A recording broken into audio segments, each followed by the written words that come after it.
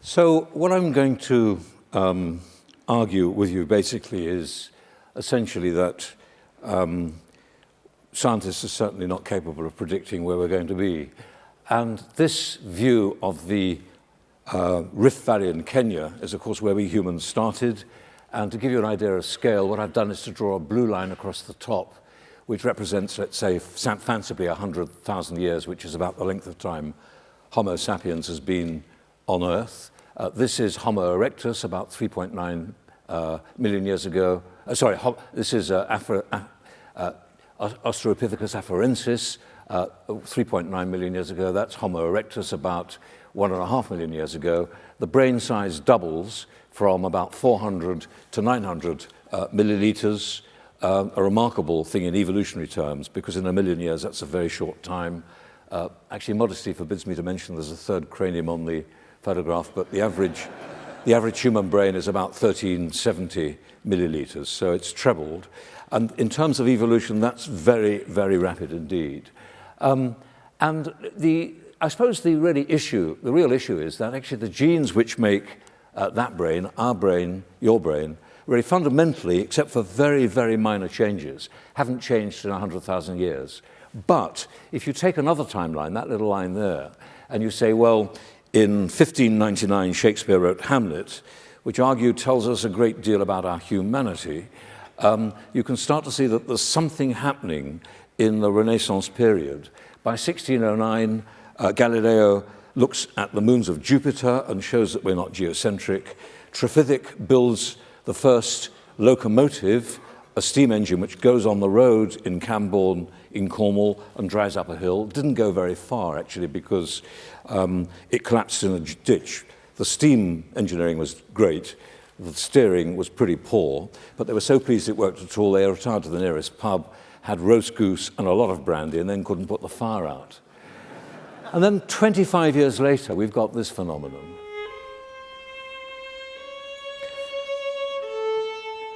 So around 1826, Beethoven breaks the mold of Western music with the late string quartets. This is the Opus 131, the C-sharp minor quartet.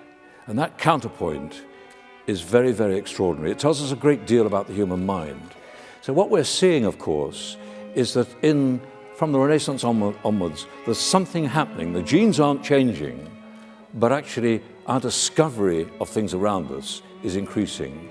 And the interesting issue, I think, is that now we've landed on the moon, we've built portable computing, and we can actually make synthetic living organisms in the laboratory, which we're doing in the States, and we're now doing, in fact, in my own university as well. And that would have been really quite extraordinary only 2 or 3 years ago. So you can think about it, that actually Shakespeare might have leant over the parapet of London Bridge and spat in the water and said, well, this view is not going to change in my lifetime. We can't say that any longer because the speed of human development beyond our genetics is so great that actually we can't predict where we will be in 5 years' time. And that actually is the problem that you people probably face more than almost any other profession. And I want to look at some of those unpredictabilities in a scientific context, if I may. So I'm going to look at the futility of prediction from a scientist's point of view. I obviously want to check on the aging process. I'm going to look about nature or nurture, a little bit about drug development. We'll see how much we get on with public health and super technology. Obviously, you're interested in regenerative medicine for clearly very good reasons. And of course, a key issue, of course, is that we know that the two greatest measures in making our health better are not anything to do with medicine. One, of course, is exercise, and one, of course, is reducing smoking. And so behavior change and public engagement become quite important. Now, looking around this audience, of course, you are all undergoing the aging process. And it's a pretty staggering issue. I mean, most of you will be at least 40, so your skin is already aging very significantly. You're losing elasticity. Looking at you, I can see you sagging in your chairs. And of course, one of the first organs to go is the ovary. I'll show you some examples of that in a second. And I'm afraid to say, gentlemen, because you are predominantly a male audience, you don't do a lot better than the ladies either. The testes also start to reduce.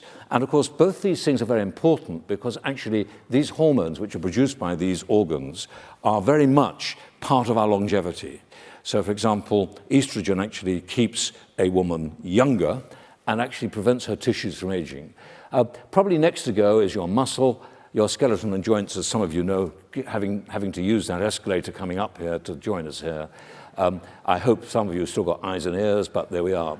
Interestingly, we're now understanding that the aging process also involves insulin. So in fact, as we get older, part of the issue for our society is that we are more resistant to insulin, and that means we are more likely to get diabetes partly as a result of aging. And of course, diabetes is really important to you because this is the modern scourge and it affects every single organ in the body, from the brain to, of course, our toes. And as we get older, we find that our vasculature, our lungs, our bone marrow all age, and of course I don't need to talk about dementias. Let's just look at the ovary, which is fascinating because one of the most extraordinary issues is that a little girl, when she's still in her mother's uterus, and I'm very grateful to Richard Anderson from Edinburgh University who gave me this slide. This is an aborted fetus, and we know from this miscarriage that there are about 7 million eggs in this ovary. By the time another fetus is just a month older, already most of the eggs have gone, but they're held in clusters, interestingly. And by the time a little girl is born, according to our calculations in our laboratory, there are about 1 million eggs left. So they've been dying by a process called apoptosis. So we start to age from the moment we're conceived. Here's a woman of 35 years old, and you can see she has around 19 eggs in 2 clusters in this ovary, and here's a typical 42-year-old with just 4. So you can work it out. There are about 480 ovulations in a woman's reproductive lifetime, but she's going from about 300,000 eggs at puberty to none at the age of 52. So any ladies of childbearing age in the audience, while I'm speaking here, will have lost on average about 2 or 3 eggs by the process of cell death. And you gentlemen will have made about, on average, by the time I finished, 100,000 new sperm. So one of the things, of course, that's happened is that we have this trade in egg freezing, which, of course, is actually a complete lie. And it's a very good example of where commercial prospects on aging are really, in fact, really not working. For example, I'm not going to show you the British statistics, but it turns out, in spite of what Facebook and Apple are trying to sell to their employees, that this is exploitation. Because in Britain, we have now frozen around 22,000 eggs. We've transferred about 250 women's eggs back to their uterus, and the pregnancy rate is about 7%. So actually, in fact, there's a long way to go before you could really say this was a viable technology. So what's happening in our bodies? Well, first of all, of course, every cell division causes aging, and I'll show you some examples of that in the video in a second. But it turns out that there's a thing called the Hayflick limit. And on average, the cells in our body will divide somewhere between 90 times. And after that, the photocopying mechanism actually deteriorates. So we end up with more damage to the DNA. And we also have, as I'll show you, telomere shortening. The ends of chromosomes change. And a third issue is our exposure to environmental poisons, free radicals, radiation, certain metals like copper, lead, and so on. And as we get older, the DNA also fails to repair. Now, these seem to be completely incapable of really being treated in a medical way. So these are finite problems. So even though there have been predictions of 25% of the babies being born now living into the over age of 100, the issue really is that the fundamental biological processes which go on don't look very much likely to be able to be changed. Damage to cell membranes with phospholipids might be changed, and we may be able to change how, in fact, we're exposed to other issues as well. So here you see now what we can do with a normal look at the chromosomes. It is remarkable how far biology is going. This would have been quite unthinkable only a year or two ago. So here we're able to stain, using DNA techniques, every individual chromosome and look in some detail at genes. And here you see the photocopying mechanism in the human. So this is cell division, and the chromosomes are lined up. And of course, the human chromosomes, to look at them, we're looking at very, very high power, something like 10,000 times magnification. And you'll see 2 spindles occurring. And this chaotic process seemingly chaotic, of course, eventually may result in more and more breaks of DNA. And eventually what will happen, a spindle will form here, or an axis of cell division will form here, and then these two groups of chromosomes will separate in mitosis to become two separate cells. But that process of photocopying becomes less and less reliable as we age. And of course, that leads to some of the diseases we have, for example, cancer. Cancer, of course, to some extent is under the control of these mechanisms, and whilst we may improve, there's the division now happening, and so eventually these clumps of chromosomes form a clump either side, and there's the barrier between the two new cells. Occasionally, of course, chromosomes go wrong, and we still don't understand even this simple example, Down syndrome. An extra piece of DNA can make a massive difference to the phenotype, how we are. And that's still not understood, so there's a long way to go. I mentioned telomeres. The tip of every chromosome has an area which is repeated DNA, often 1,000 times. So CCTAA are the base pair letters, and these are repeated again and again. And as cells divide, these get shortened. And actually, once the telomeres are missing, then the chromosome gets eroded, and the genes nearest the end of the chromosome are more likely to actually suffer impairment. And so far, in spite of various experiments, it's not at all clear that this telomere shortening is capable of being changed. Telomeres, of course, can be prolonged in culture, so we can actually keep stem cells going for a long time. They are immortal because their telomeres are, in fact, intact. But in the intact human or the intact mouse model, that doesn't seem to be the case. I mentioned cell death. This is a lovely piece of work from two women in my group at Imperial College, and you can see that from the moment of conception, that cell death is occurring. So here you see a DNA stain shows fragmentation of the DNA. All these pink cells are cells which are already dying. That seems to be a regulatory process. It's important to understand that that regulatory process is necessary to prevent abnormal cell lines, even in an embryo.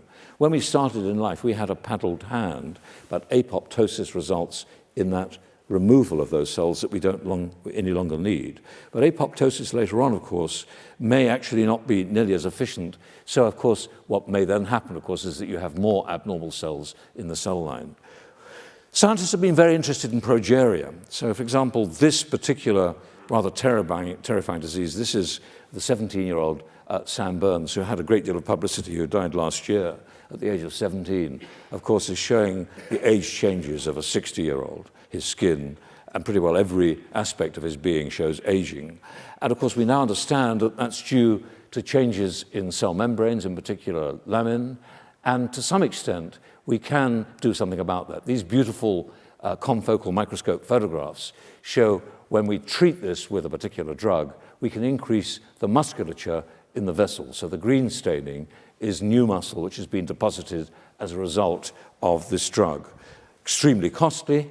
And of course, the problem really is that progeria may not be an ideal model, in fact, for, this is in a mouse model, it may not be ideal because, of course, one of the problems with this disease is that people with this aging process are not prone to all the diseases that we would be likely to get as we age, for example, cancer.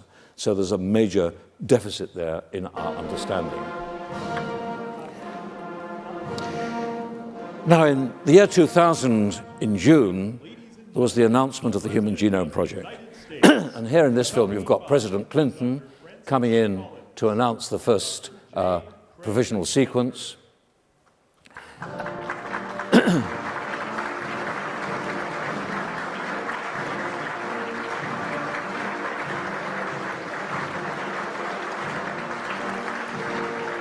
So he's got yeah, that's really stupid of me. He's got Francis Collins on his right, who did the public genome sequencing, and Craig Venter on his left, who did the private sequence. And the interesting issue is really what President Clinton said during his speech. This was on a television link to London, so in fact, this video was seen internationally. And the interesting thing is that Clinton says, this map, by God's grace, has given us a more detailed understanding of any previous map ever drawn by mankind. And Tony Blair, at the other end of the line, said, this tells us more about our humanity than any previous human achievement. And of course, what we have tended to do is to become hooked on this idea of understanding the genetic sequence as if it's going to make a massive difference and predict where we're going to be. In fact, actually, I would argue that it really, in 15 years, has certainly not had any of those impacts at all yet. It's useful scientifically, of course it is, but in terms of whether it works for us is a very big issue. In fact, it's interesting to consider when Clinton talks about a map, the map of Washington, D.C. is a good deal more reliable. And with regard to our humanity that Tony Blair talks about, I would argue that the 1599 version of Hamlet tells us much more about our humanity than actually the sequence of the genes. Because it turns out that one of the things is that we are very much hooked on our genome. It's getting sequencing is becoming really cheap now, so it's going to be predicted that it's going to be less than $1,000 within the next 2 or 3 years, and it's probably not an overestimate. But the question really is whether it's going to be a really useful issue. Let me give you one example. So, of course, now, people are selling commercially genome sequencing, but actually it turns out that the advice that they give is the same advice that we should all have. So the advice that this couple almost certainly will give, irrespective of what sequences they find, are take exercise, eat less, and don't smoke.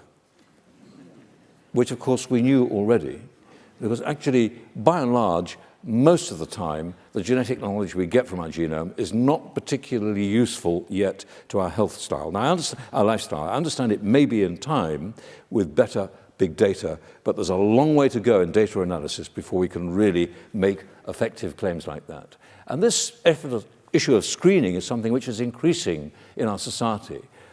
Dementia screening is the latest thing. This is from the Times yesterday, which was on the front page. Some of you will have seen it. And of course, actually, what has happened, of course, is it hasn't yet demonstrated it's going to make any kind of dent to dementia.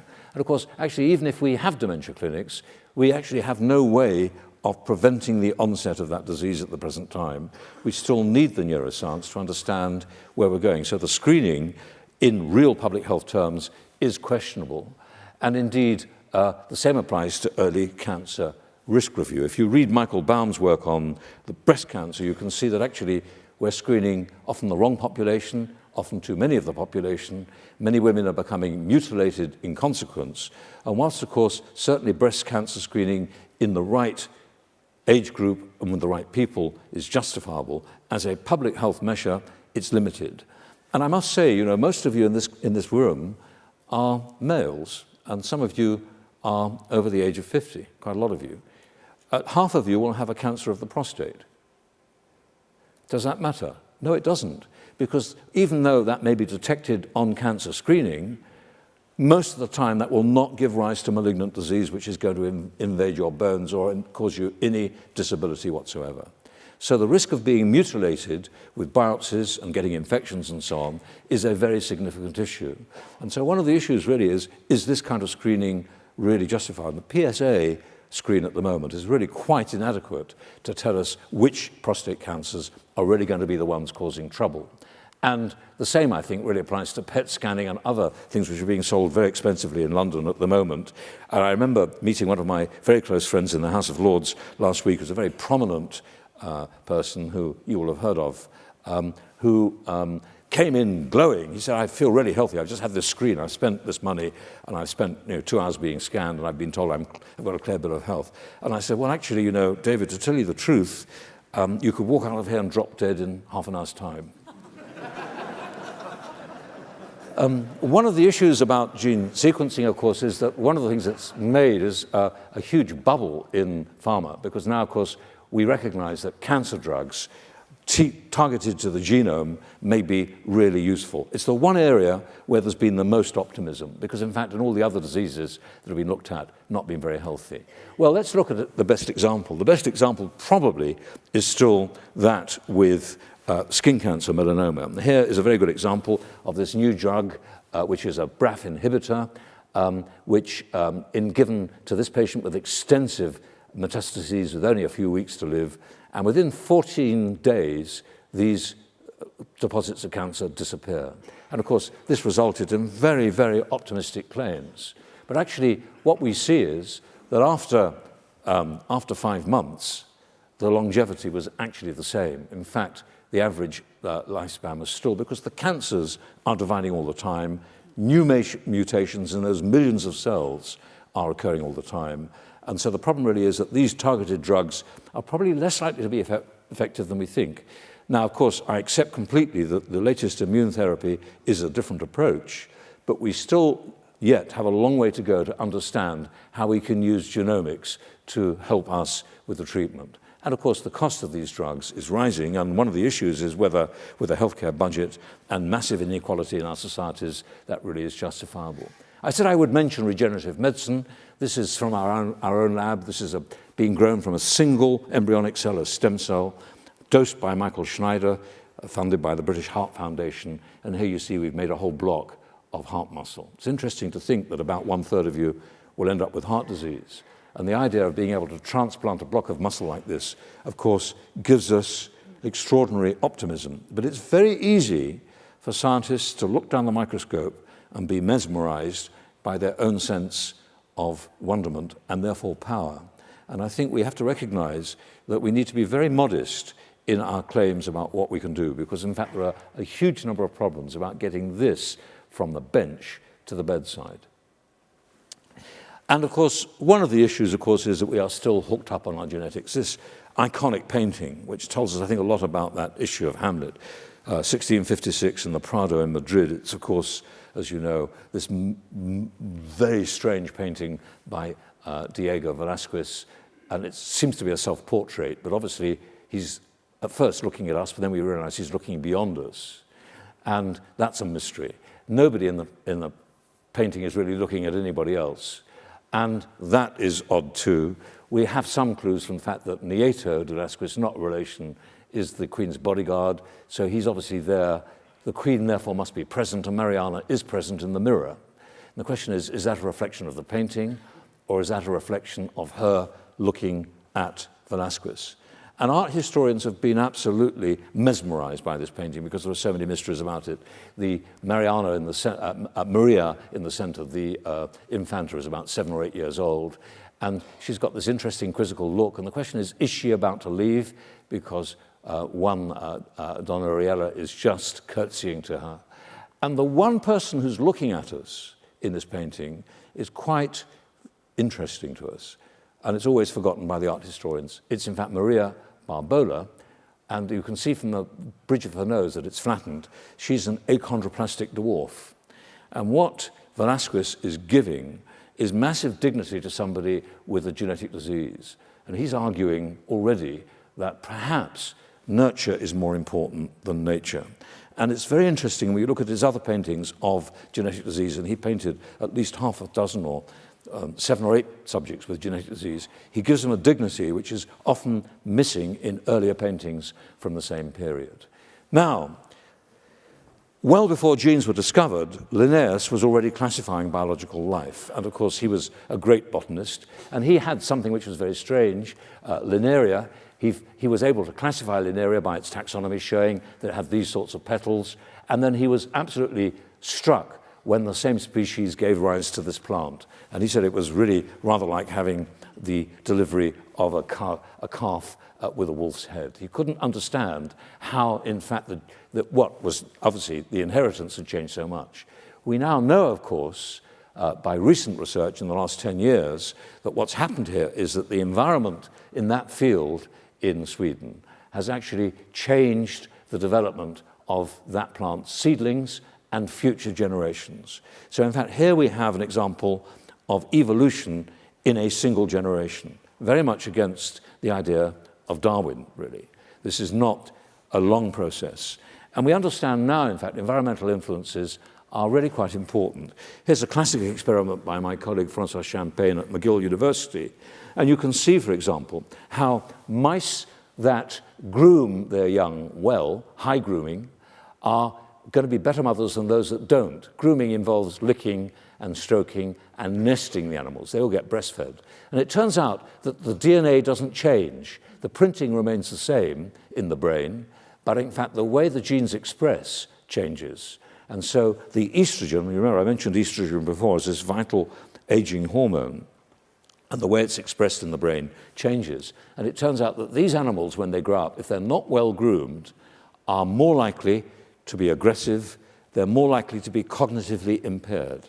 So here we're seeing something in the environment which is passed on to the next generation, and we now know, in fact, that the children of those mice show the same traits, the grandchildren.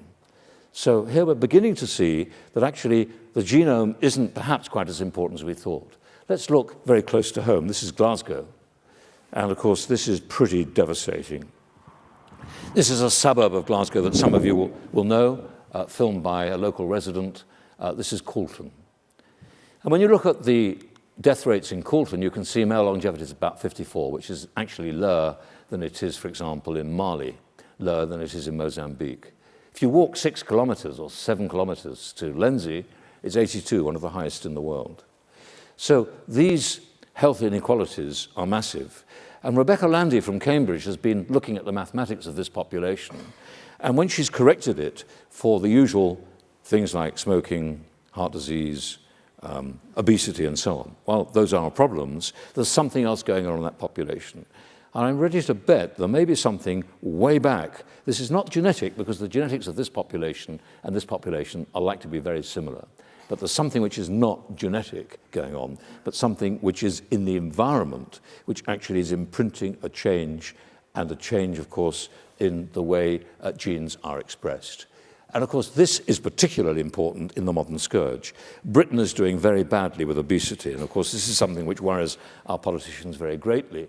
And in fact, we are now the third fattest nation of the advanced countries in the world. Only America and New Zealand are fatter than we are, and something like 30% of our population is clinically obese.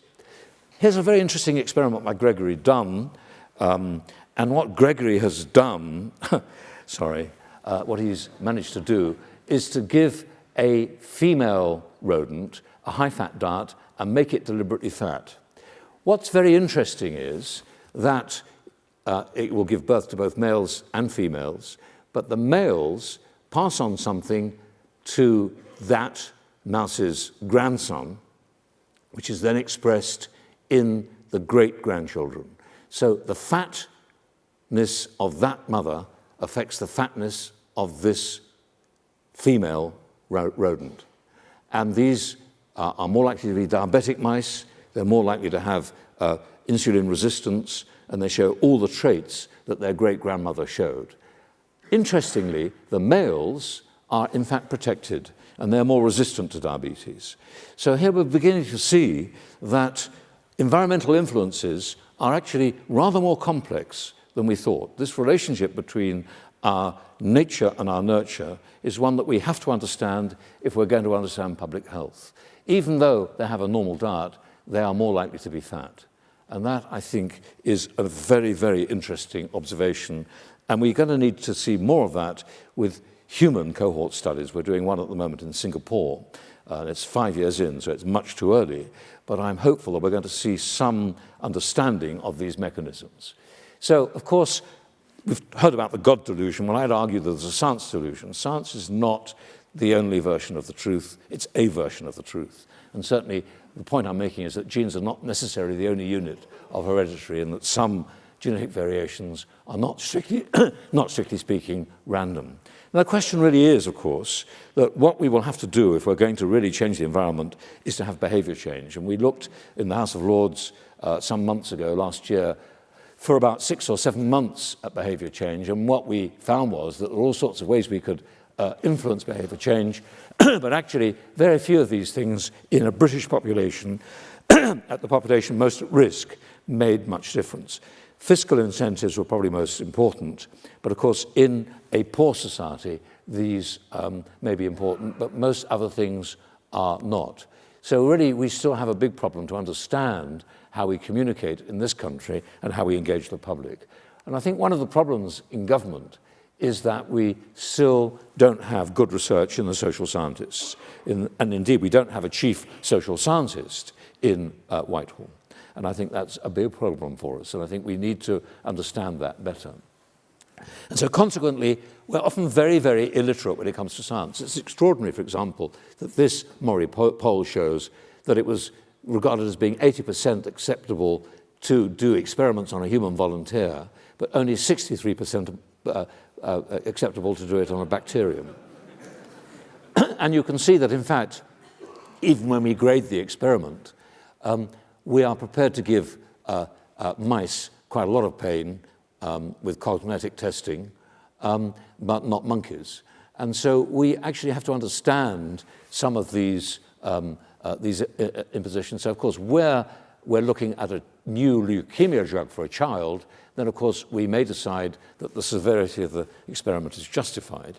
And this is one of the issues that we still have not factored in to our dealing with public engagement in this country. I'm going to conclude. I think I've got time. Yes, I have. I have got time to do this, and I'll have time for some questions with some of the things which are now happening in genetics. So here is my colleague Carol Reedhead in my laboratory, and what she's doing is injecting DNA into a fertilized egg. We now have an amazing power to modify those genes. So not only can we modify the environment, but of course we can look at genetics in a new sort of way. And what we're doing is to demonstrate with this experiment it's highly inefficient. So most of these eggs get discarded. That one is discarded because they don't work. And so at the moment, making transgenic animals, these in this case are mice, is really very, very inefficient and a massive problem. But there's reason to suppose that we might change that. And one of the things that we've been doing, instead of trying to modify embryos, I mentioned that each of you gentlemen will have made 100,000 new sperm. And of course, each one of those sperm is genetically unique. So if we could modify sperm, we then have a method of making transgenic animals which would carry a gene into the egg. And it turns out that in our experiments, that is highly efficient. It's taken us 15.5 years to do that. We've just published that work. And it has all sorts of interesting implications. So before we do that, let me just show you the results of one example of this genetic engineering. This is using the old-fashioned technique by Dr. Halimi, but it's rather remarkable.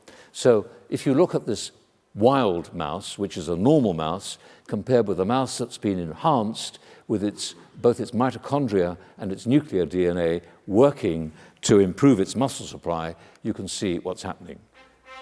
So this is the modified mouse. And the question is, the ordinary mouse gives up, gets tired after about 200 meters. This isn't cruel. They can get off any time they want. And it drops out. But the modified mouse likes it so much it carries on running. And amazingly, an hour later it's still running. And the question is, how long can it go on running for? It's running twice as fast as a normal mouse. So 2 hours later it's still running. But it has to stop, surely. How can its metabolism manage that? 3 hours later, it's still running. And amazingly, this mouse will go on running for, well, we can show this ad nauseam, 4 hours, but actually, let's say that it goes on for 6 hours. Now, the interesting thing about that mouse, you may have noticed, is that it was thinner than the other mouse. In fact, actually, it uses something like 65% more carbohydrate than a normal mouse, and it never gets fat. It also lives 1/3 longer because it's taking a lot of exercise, perhaps. We don't know. Now, none of those genetic things have been teased out, but you can begin to see how that sort of model can be very, very important in our better understanding of the mechanisms that actually face a society like our own. The problem, of course, is shown rather well in this experiment. So here we've got 4 embryos that we've genetically modified in a large animal, in a pig. And each of those we've managed to get 2 different DNA constructs in. Because what we want to do is to modify the genes of pigs so we have organs which are not recognized by the human immune system for human transplantation. So we could make new hearts, new livers, new lungs, new kidneys for transplantation. And actually it turns out that this genetic modification is, at the moment, we've published 50% success rate, which is very, very high, but actually it's closer to 80%. Now, once you start getting at that level, one of the intriguing issues, of course, is that if you're going to modify the pig, why not modify a bigger animal or a big animal rather closer to home? The interesting issue, of course, is that this opens the door to the idea of modifying the human genome. Now, I'm not suggesting we should do that. In fact, I would be hugely opposed to that, as would all scientists. But somewhere, someone is likely to do that. And I think one of the issues really is that, to a certain extent, the unpredictability of what I'm saying is extraordinary. We know, for example, that the mouse that I've just shown you was unpredictably thin, had an unpredictable metabolism, unpredictably lived longer. So, of course, one of the issues will be that some of our interventions may remain extraordinarily unpredictable. And that, I think, is a major problem for us in science. So, whilst discoveries are often heralded by exaggerated claims quite often, and often have unexpected threats, we have to understand, too, that many of the applications are not envisaged initially, that democratic governments are not particularly good at looking at scientific evidence on the whole. Scientists like myself are not always objective because we get mesmerized by what we do. But most importantly, of course, I can't predict the future. You people are probably much better at it than I am. Thank you very much for listening to me.